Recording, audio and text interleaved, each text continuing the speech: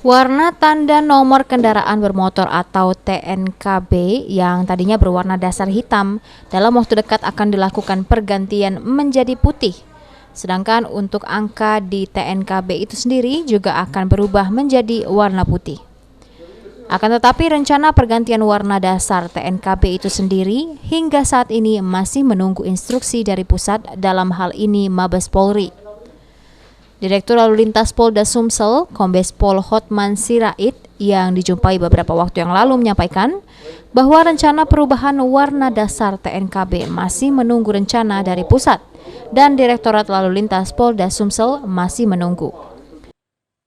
Itu nanti akan ada petunjuk dan arahan khusus dari Korlantas Polri untuk perubahan warna dasar dari plat nomor yang semula hitam menjadi putih dengan huruf warna hitam. Seperti itu. Nanti akan ada petunjuk arahan tersebut. Rencananya nanti untuk warna dasar pada TNKB akan ada 4, masing-masing putih, kuning, merah, dan juga hijau.